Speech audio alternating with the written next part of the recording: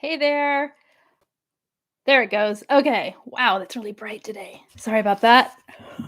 That's all right. Let's keep going. Anyway, so let's talk about why is it so hard to let go of a narcissist? Why is it so hard to move on? Why is it so hard to just get on with your life, to stop thinking about them? Why is it so hard to, oh dear, and the dog's going to bark outside at the door.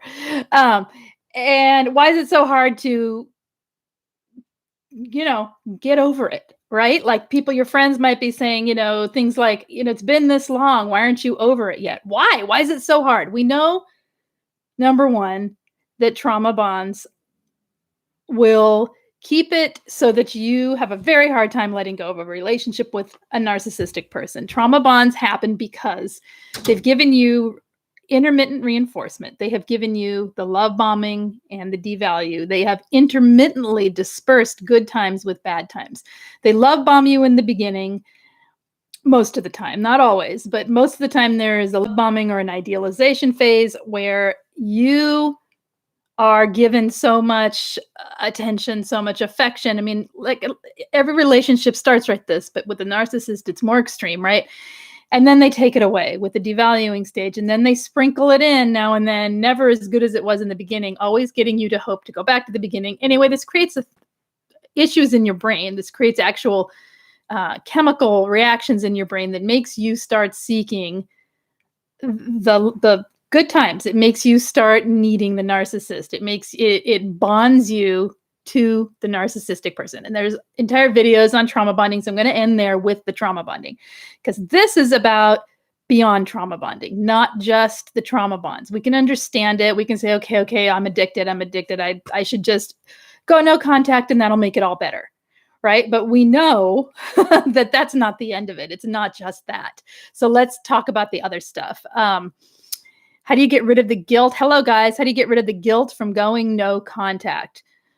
Let me ask you, Karina, why do you have guilt, and what's the guilt about? What is the guilt saying? What does it sound like in your head? Well, I distinguish between romantic relationship narcissists and narcissistic parents. What do you mean by distinguish? What are you wanting me to talk about there? Yes, I can. But hi, Darla. Yours never did love bomb. Calls him. Yeah, they don't always. They don't always. But most of them do. Many, many, many do. Or let's just say they're less annoying in the beginning and more annoying later on, because if they were fully annoying and fully awful, you wouldn't have gone with them in the first place, right? So there's something in the beginning that's better than later. Let's see. Feel like a bad person for going no contact. Well, because of let me go through this stuff. Can you hold the question for a little bit, Karina, and then we'll come back to it, because maybe something in here will answer this. All right. So let's go through this real quick, and then I will come to your question, because it's a really good question, and then we'll talk. All right. So another thing that happens when you leave, are discarded, or are trying to leave but can't, is people often are holding on to the ideal of what that person was. The future faking the narcissist does creates an illusion of what could be. They're presenting you with potentials. Every relationship you have, you're going to have moments of, like I said yesterday, moments of daydreaming together, of fantasizing about things that aren't going to happen, or probably won't happen. Different than future faking. Future faking is in the little things. It's in the big things. It's in everything. They are literally lying to you about who they are and what they're going to do and how things will be with them. And they never, ever follow through. Or if they do follow through, it's again, intermittent and not very often. So because of that, it keeps you holding on to a hope, because they mix it in with the dangling of the carrot and the giving you half of what you want. You know what I'm talking about, right? It gets you hoping that there will be more, and it gets you hooked on this idea of this ideal. And it's very difficult to let go of an ideal, because you get it in your head as hope.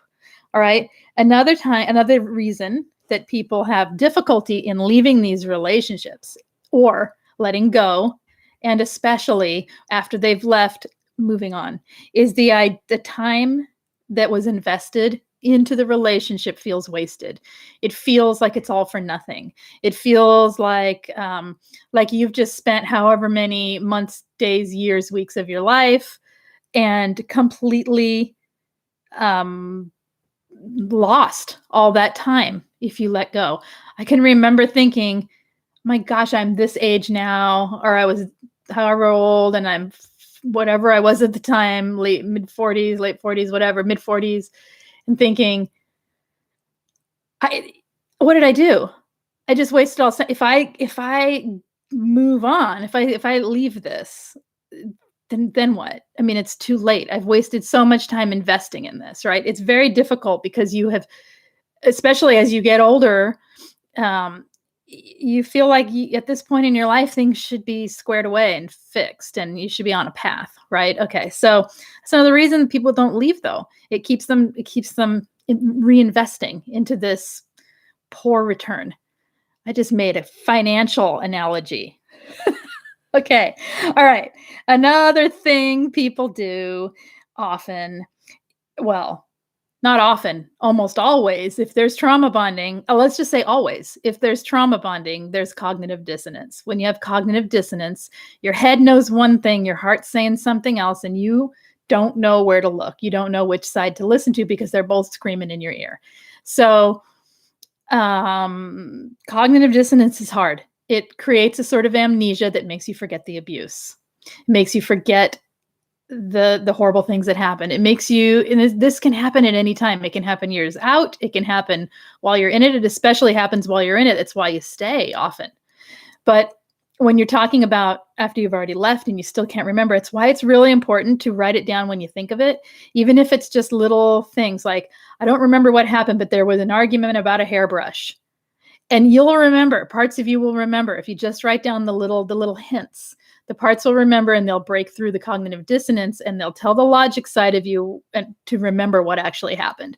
So we may as well waste more time. Yeah, no, we may not as well waste more time, but you know what I mean. When you've invested so much, the logic can't get in there to say I'm just wasting, that every second from now on is a waste. We think, but I've already done this much, and I've built this relationship and this family and this whatever, So, okay.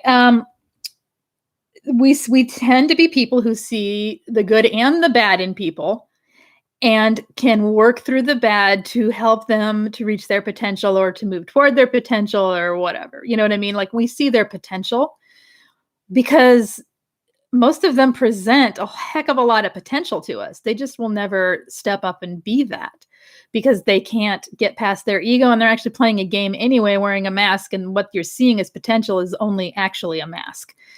So if you could see that it was nothing more than something someone's putting on to make you believe that about something, this one wouldn't be there because you wouldn't be able to say, I can see the good and bad in them, because what you would say is, I don't know who they are. I don't know what they are. Right. So that's actually, to me, an easy one to work with, because all you have to do is see the truth. Open your eyes and see the truth, and don't make excuses. And I know that sounds easy and it's a lot harder, but it really does help you to realize you're not seeing the good and bad. You're seeing the masks, and that's it. And the bad is less of a mask. That's more of the manipulation that they use to cover up so they can put the mask of good back on, which isn't actually good. It's manipulation. So, all right. Another thing people do is it's too hard to cut your losses. And this one is a bit of an ego thing on our part, where it is just too hard to cut your losses and move on. I hear people say it, and they know. They're like, I know, but it's hard. And because you see, it's not one thing. If it was just that, super easy, just cut your losses. It's the combination of the trauma bonding, which already we know is an addictive thing. It's an addiction to the toxic person, and it's keeping us in the drama and in the whole life of the manipulation that's happening to us. And so all these other things, they're just more anchors holding us down. So if you can work through them and find ones for yourself, You have to ask yourself at some point, why am I doing this?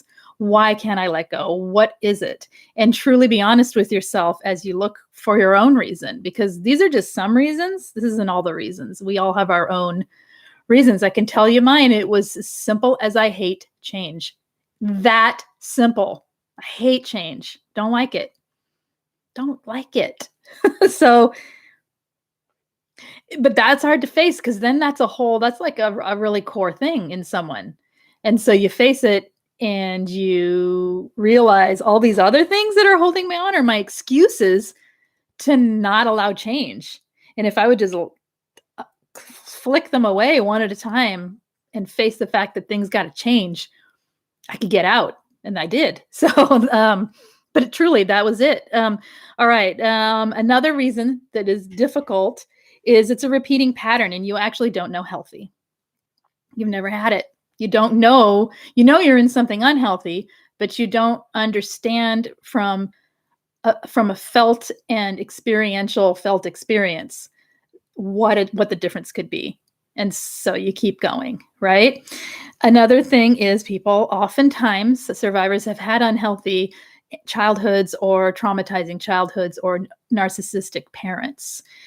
So again, they don't know better. Again, this is love. Again, they are playing out their childhood wounds through this toxic relationship, hoping, not so much consciously hoping, but something in them is hoping that they can fix it.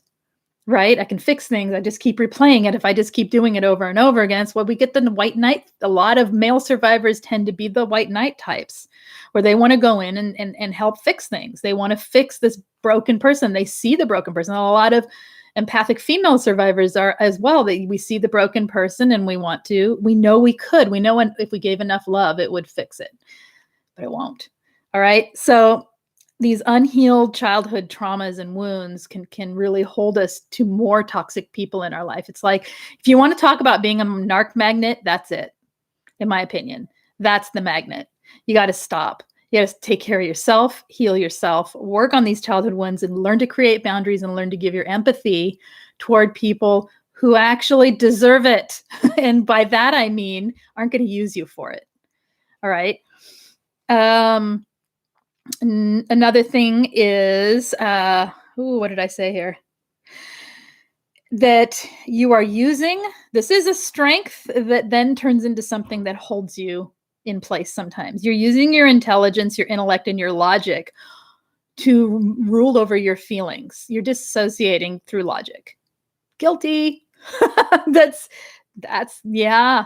You do that, and you explain your way through what you're feeling. You don't really feel it quite as bad, and you can keep going. You could stay in it forever, just analyzing and learning and researching and watching and becoming obsessed with how the narcissist behaves and blah, blah, blah. It's how I know so much. There's a reason. It's this, okay? It's not healthy. Don't stay in it. Don't do it. Someone had to say to me, Lise, you've learned a lot, but when are you going to stop being a laboratory? When are you going to stop being the lab rat for your own experiment? I'm like, well, this isn't an experiment. This is my life. Okay, I get it. So yeah, it's a cool place to be, where you can use your intellect to sort of rule over your emotions, but it really can keep you stuck in not letting go of the narcissistic person. Okay. Another reason is habits are really hard to break. They really just are. Habits are hard to break. It's a habit. It's a habit to stay. It's a habit to have this. All relationships become habit, right? After a while, all things in your life, anything you do more than 90 days, anything you do more than 30 days can become a habit. All right. So it's hard to break it. It's hard to break habits when you really want to, with all this other stuff that I'm talking about on top of it, combined with trauma bonding. It's really hard to break. So understand you're doing that. And then the last thing I have here is no closure. We don't get closure. So we know, often we read and we already know ahead of time, we're not going to get closure. If we're still in it, we're never going to, and we keep trying to find it. If I could just catch them cheating, if I could just find the lies, if I could just see where they go at night, if I could just if I could just, and you're waiting for that last thing, and that'll be the thing. That'll be the thing that gets us out. That'll be the thing that makes us leave. It isn't going to be the thing. I know this because I've seen it over and over. For most people, the thing is when they choose this, I've had enough. And the lack of closure, it's almost a fact. Very few people get closure from narcissistic relationships that they have left or been discarded from. It's okay. Closure doesn't come the same way. Let go of your notion of closure and you'll be okay. Let go of the need to understand the other person. Let go of the relationship. End it and become indifferent to that person who has treated you in a way that is not worth your time. And you can find closure through understanding yourself, through the growth that can come from being a survivor of this kind of treatment, from meeting your own goals and creating your own life. Create your own life and you become a happy, successful person in your life. There's your closure. You're living a life in spite of them better than you could have ever with them. All right. There isn't the typical, we talk it through, we understand each other, we have empathy for each other, we say goodbye, and we wish each other well. That is just not going to happen. Okay. So you got to let go of that whole notion, of a healthy ending, because you didn't have a healthy beginning and you didn't have a healthy middle. You didn't have a healthy midway through. You didn't have a healthy anything with a narcissist. So it's not going to be a normal, healthy, relating kind of closure. If you can just let go of the need for it by changing your understanding of closure. And I've got lots of videos on closure. I'm happy to do another one, but it really is helpful to understand you're not going to get it in the same way you can send them letters all you want. All they're going to do is you could send them a letter, but you could send the most eloquent letter that states exactly how you feel without any accusations, that is very thoughtful and kind and full of all the words that is exactly how you felt in the relationship, very authentic. All you're going to get back is you're crazy. I did this and I did it to understand what actually happened. And I knew it was going to come. Okay. I knew it. You're crazy. I think I need to call. It seems like you've lost your mind. Do I need to call someone to step in? Do I need to call social services? To which I said, you do that. And there's things I could expose that would probably cost you your job. So please just leave me alone. Do I need to, it was like, it's funny because here I was sitting at the beach. I just took off for the coast. I was so over it. I didn't care. I wrote this letter.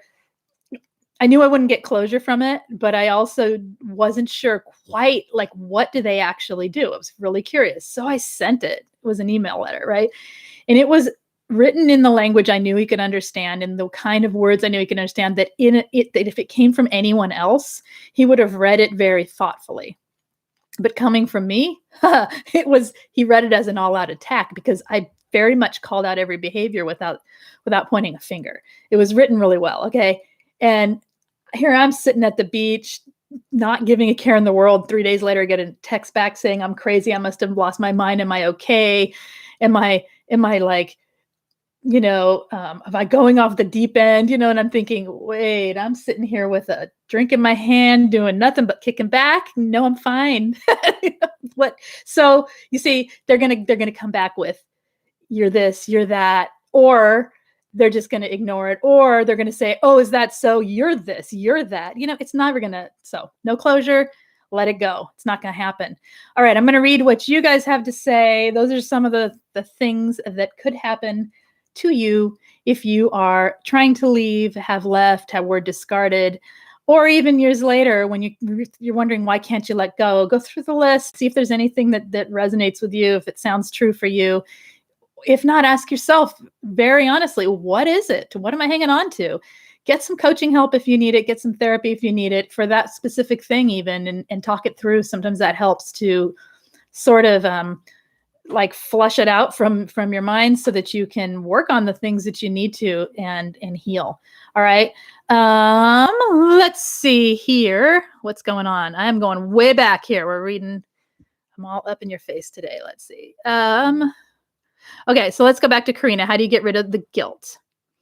Feel like a bad person. Okay, I don't know if anything in that helped, but the guilt of no contact. No contact is not punishment.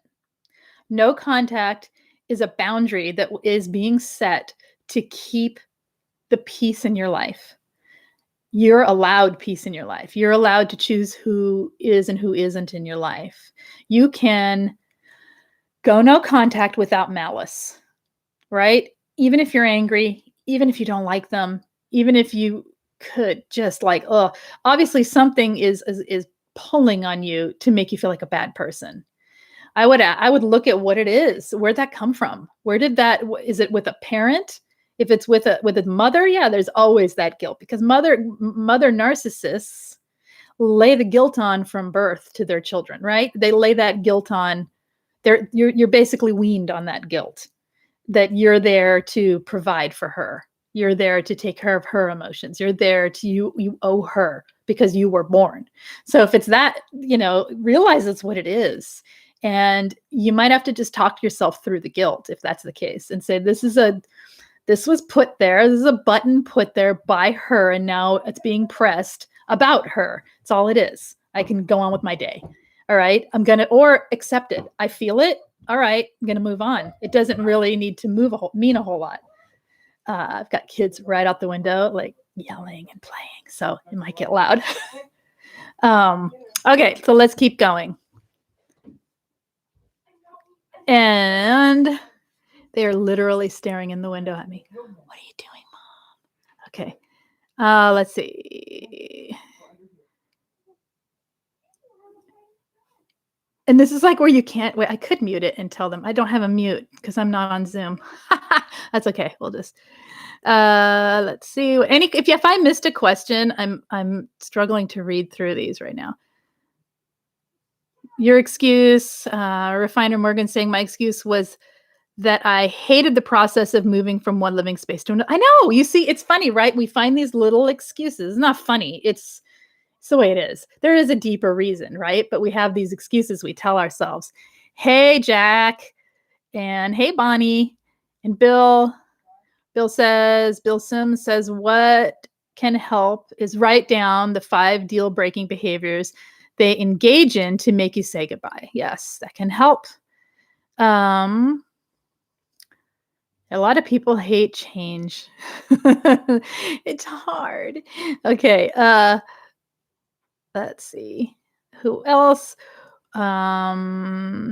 Introspective rhetorical question. When do I want to stop? All right. Smash the like button, says Bonnie. Oh, wow. I didn't know you were on here too. Okay. We're talking to each other. Let's see. Is there any questions in here that anyone has for their life or anything related to this or related to anything about the stuff we talk about? It doesn't have to be this topic specifically. Let's see. I'm skimming really fast and not doing a very good job of it. Sorry. It's hard to keep talking while you're reading at the same time so that you're not boring to the people who are watching while you're reading. It's very weird. Okay.